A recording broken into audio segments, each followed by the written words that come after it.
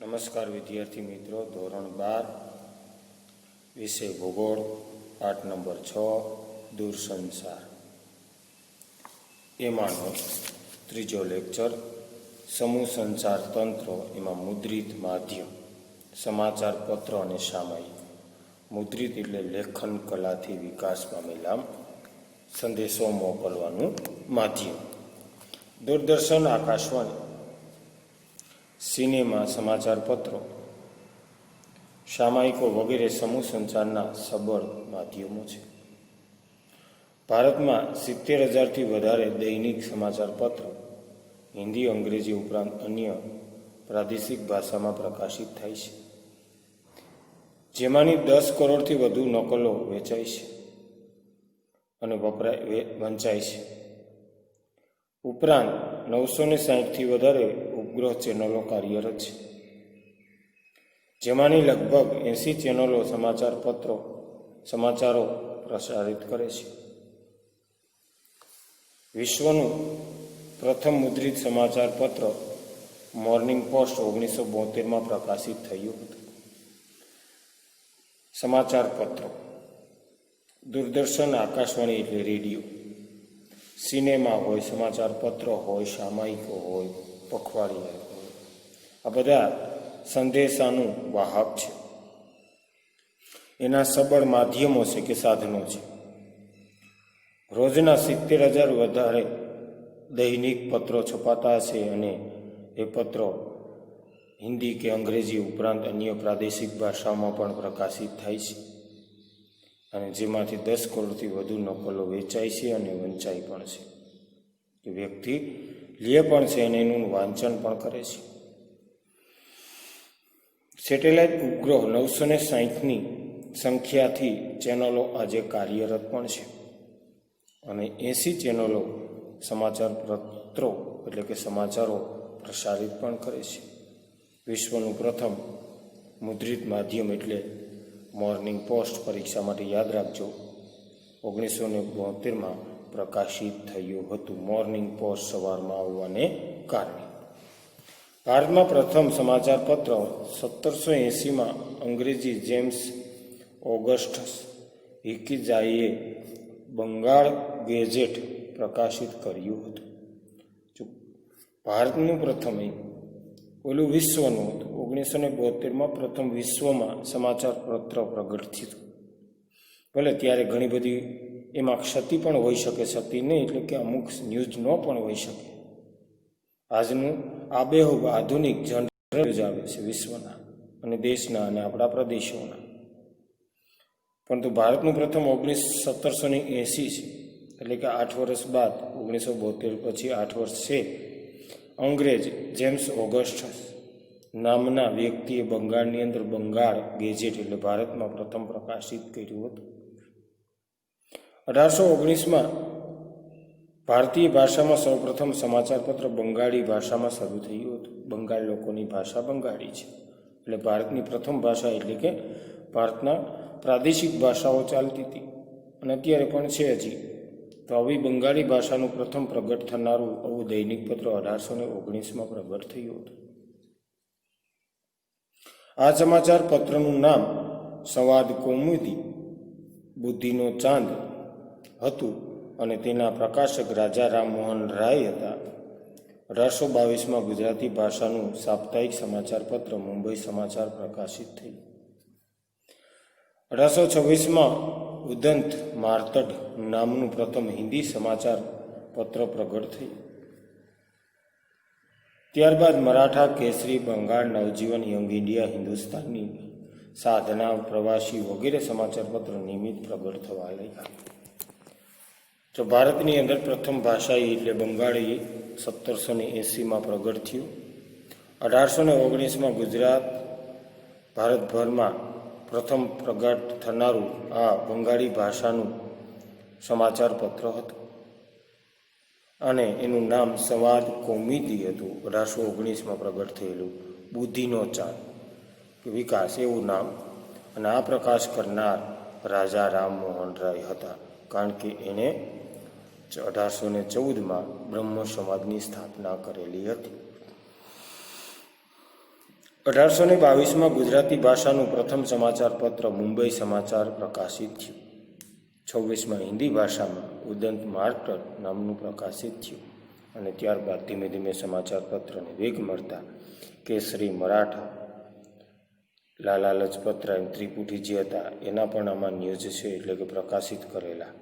બંગાળ, નવજીવન, young India, Hindustani સાધના અને પ્રવાસી જેવા સમાચાર પત્રો પ્રગટ થતા હતા. વર્તમાન સમયમાં ગુજરાતી ભાષામાં ગુજરાત સમાચાર, દિવ્ય ભાસ્કર, સંદેશ, સંભાવ, મુંબઈ સમાચાર, કચ્છ મિત્ર, જન્મભૂમિ, જય હિન્દ વગેરે સમાચાર પત્રો અને હિન્દી ભાષામાં દૈનિક ભાસ્કર, નવભારત, ટાઈમ્સ, હિન્દુસ્તાન, અમર ઉજાલા, રાંચી એક્સપ્રેસ, દેશબંધુ વગેરે સમાચાર પત્રો તથા અંગ્રેજી ભાષામાં times of India, the new India express, mid and, one India, India today, business line વગેરે સમાચાર પત્રો પ્રકાશિત થાય છે. આ ઉપરાંત પ્રાદેશિક ભાષાઓમાં જિલ્લા કે તાલુકા મથકે સ્થાનિક સમાચાર પત્રો પ્રકાશિત થાય છે. આધુનિક ટેકનોલોજીના યુગમાં મોબાઈલ અને કોમ્પ્યુટરના ઇન્ટરનેટના માધ્યમથી પણ સમાચાર જાણી શકાય છે. જો વર્તમાન સમયમાં એટલે કે ગુજરાતની અંદર ગુજરાતી ભાષામાં દિવ્ય ભાસ્કર, સંદેશ, સંભાવ ઘણા આવે છે, કચ્છ મિત્ર, જન્મભૂમિ, જય હિન્દ જેવા સમાચારો આવે છે. હિન્દી ભાષામાં ભાસ્કર, નવભારત, ટાઈમ્સ, હિન્દુસ્તાન, અમર ઉજાલા, રાંચી એક્સપ્રેસ, દેશબંધુ એ પણ આવે છે. અંગ્રેજી ભાષામાં times of India, the new Indian express, mid day, one India, India today આવા પણ અંગ્રેજી ભાષાના સમાચારો છે. અને સ્થાનિક અથવા તો પ્રાદેશિક ભાષાના પણ ઘણા પ્રગટ થતા હોય છે. માનો કે આપણે ગીર સોમનાથમાં સોમનાથ, જય સોમનાથ અથવા ગીર સોમનાથ એવું લખાય અને વર્તમાન પત્ર આવે છે સાંજ સમાચારમાં. તો આ પણ એક સ્થાનિક છે. પરંતુ આજના મોબાઈલ અને આજના ઇન્ટરનેટે આ બધી જ ક્રાંતિઓનું મૂળ ધીમે ધીમે પોતે લઈ લીધું એમ પણ કહી શકાય કે મોટાભાગના ન્યૂઝ અને મોટાભાગના માણસો આનો યુઝ કરી અને પોતે ન્યૂઝ જાણી રહ્યા છે. દૈનિક સમાચાર પત્રથી વાચકોના ભાષાકીય જ્ઞાન, સમજ અને કૌશલ્ય કેળવાય છે. દૈનિક જે વ્યક્તિ રોજ પેપર વાંચતા હોય તો એક તો ભાષાકીય જ્ઞાન અને સમજ એને પ્રાપ્ત પણ થવાની છે. વાચકોને મનોરંજન, દેશ વિદેશના સમાચારો, જાહેરાતો, વ્યાપાર, ભૌગોલિક ઘટનાઓ, વાતાવરણીય પરિસ્થિતિ, રમત ગમત, શિક્ષણ વગેરે વિશે માહિતી ખૂબ વ્યાપક પ્રમાણમાં પ્રાપ્ત થાય છે. દેશ વિદેશના સમાચારો સમાચાર પત્ર દ્વારા જાણી શકાય. જે વેપાર વાણિજ્ય સાથે સંકળાયેલા છે એના બજાર ભાવ પણ આ ન્યૂઝ દ્વારા જાણી શકે છે. ભૌગોલિક પણ ઘટનાઓ ઘટિત થતી હોય તો પણ એ પરિસ્થિતિથી વાકેફ થાય છે. સ્પોર્ટ, રમત જગત, શિક્ષણ, બાયસેક ચેનલ દ્વારા આ બધું જ એ આજના માનવ જીવનને પ્રાપ્ત થઈ શકે છે. સામાયિકો દ્વારા વાચકોને મનોરંજન, જાણવા જેવું, તકનીકી માહિતી, વર્તમાન પ્રવાહની જાણકારી, સાહિત્યના સ્વરૂપની જાણકારી, દેશ વિદેશની સામાજિક, ધાર્મિક અને સાંસ્કૃતિક પરંપરાઓની સમજ પ્રાપ્ત થાય છે. સમગ્ર વિશ્વમાં તેમજ ભારતમાં વિવિધ ભાષાઓમાં સામાયિકો પ્રકાશિત થાય છે. આરપાર, ઉદેશ, ગૃહશોભા, અખંડ આનંદ, ઇન્ડિયા ટુડે, કુમાર ચિત્રલેખા, રોજગાર સમાચાર, લોક ગુજરી, વિશ્વ વિહાર, સફારી, નવનીત સમર્પણ, બાલસૃષ્ટિ, સાયબર, સફર વગેરે સામાયિકો ગુજરાતી ભાષામાં પ્રકાશિત થાય છે. સામાયિકો દ્વારા વાચકોને પોતાનું વાંચવાથી પોતાનું મનોરંજન પ્રાપ્ત થાય છે. પછી ઘણાને પેપરોમાંથી જાણવા જેવું જ્ઞાન પણ પ્રાપ્ત કરે છે. આજના સમયમાં એટલે કે વર્તમાન સ્થિતિએ જાણવા જેવા પ્રવાહની જ્ઞાનની ખોજ આ વર્તમાન પત્રથી પણ પ્રાપ્ત કરી શકાય છે. એટલે કે વર્તમાન પ્રવાહની જાણકારી આવા માધ્યમો દ્વારા આપને પ્રાપ્ત થાય છે. દેશ વિદેશમાં બનતી ઘટનાઓ, સામાજિક ઘટનાઓ, ધાર્મિક ઘટનાઓ કે એનો ખ્યાલ ક્યાસ પ્રાપ્ત કરી શકાય છે. અને સમગ્ર વિશ્વની અંદર ભારતમાં પણ વિવિધ ભાષામાં આવા સામયિકો પ્રકાશિત થાય છે. ઉદાહરણ આપ્યું છે કે આરપાર, ઉદેશ, ગૃહશોભા, આનંદ, અખંડ આનંદ, ઇન્ડિયા ટુડે, કુમાર, ચિત્રલેખા, રોજગાર, સમાચાર, લોકગુજરી, વિશ્વવિહાર, સફારી, નવનીત, સમર્પણ, બાલસૃષ્ટિ, સાયબર, સફર વગેરે આ બધા ગુજરાતી માધ્યમમાં પ્રકાશિત થતા વર્તમાન પત્રો છે કે જે તે પ્રાદેશિકની ભાષા અનુસાર એ પ્રકાશિત થાય છે. સમજી પણ શકે, વાંચી પણ શકે અને જ્ઞાન પણ પ્રાપ્ત કરી શકે છે એનાથી. Akashvani, all India radio. પરીક્ષામાં ટૂંક નોંધ આવી શકે, દૂરદર્શન અથવા આકાશવાણી.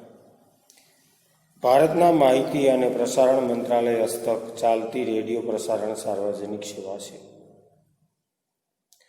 ભારતમાં રેડિયોનો પ્રથમ પ્રસારણની શરૂઆત, યાદ રાખજો, 1923માં રેડિયો ક્લબ ઓફ બોમ્બે દ્વારા થઈ હતી.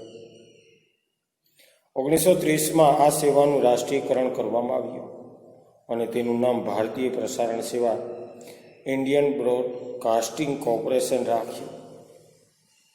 રેડિયો પ્રસારણની વ્યાપક શરૂઆત 1936માં થઈ અને ત્યારે તેનું નામ ઓલ ઇન્ડિયા રેડિયો રાખવામાં આવ્યું અને 57માં તેનું નામ બદલીને આકાશવાણી કરવામાં આવ્યું. Radio, all India radio. ભારતની માહિતી અને પ્રસારણ મંત્રાલય દ્વારા રેડિયોનું પ્રસારણ એ સાર્વજનિક સેવા વિકસાવવામાં આવી.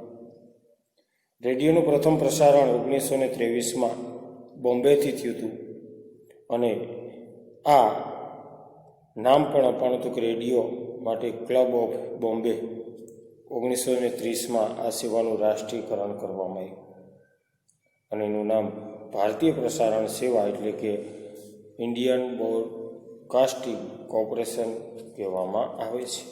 અને ધીમે ધીમે વિકાસ થતાં 1936માં તેનું નામ બદલી અને ઓલ ઇન્ડિયા રેડિયો રાખવામાં આવેલું હતું અને 1957માં તેનું નામ ફરીથી બદલી અને અત્યારે એનું નામ આકાશવાણી રાખી દેવામાં આવેલું છે.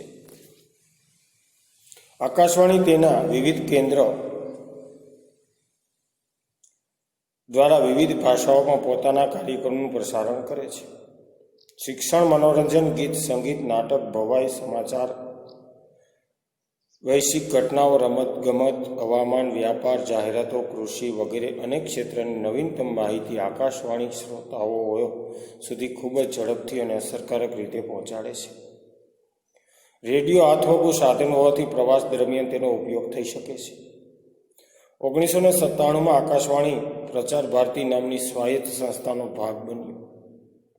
આજે દેશના મોટા શહેરોમાં ખાનગી FM રેડિયો ચેનલ શરૂ થઈ છે. જો આકાશવાણી કેન્દ્રો દ્વારા વિવિધ ભાષાઓ પ્રમાણે કાર્યક્રમ પ્રસારિત કરે છે. શિક્ષણ પણ મનોરંજન મળે, ગીત, સંગીત, નાટક, ભવાઈ, સમાચાર, વૈશ્વિક ઘટનાઓ, બજાર ભાવ, રમત જગત, હવામાન ખાતું, કૃષિ, આ બધી જ બાબતની માહિતી આ આકાશવાણીઓ દ્વારા શ્રોતાઓને પીરસવામાં આવે છે અને એનો ઝડપથી દરેક વ્યક્તિ સાંભળી પણ શકે છે. એટલે કે અભણ વ્યક્તિ માટે પણ રેડિયો ઉત્તમ સાધન તરીકે ગણી શકાય છે. આવા ન્યૂઝને એ જાણી શકે છે એટલે કે અસરકારક સાબિત થાય છે. અને રેડિયો છે એ હાથવગું છે, કોઈ પણ ટ્રાવેલિંગ સમયે આપણે સાથે પણ લઈ જઈ શકીએ છીએ. વાવાઝોડું કે ભૂકંપ કે કોઈ કુદરતી ઘટનાઓ ઘટિત બને તો પણ આ પાવર સેલ ઉપર રેડિયો ચાલતો હોવાથી આપને મળતી માહિતી એટલે કે ન્યૂઝ દ્વારા મળી શકે. આમ આને હાથવગું આ એક રેડિયો એટલે કે આ સાધન તરીકે વિકાસ પામેલો છે અને શહેરોની અંદર આજે FM રેડિયોની ચેનલો પણ કાર્યરત છે.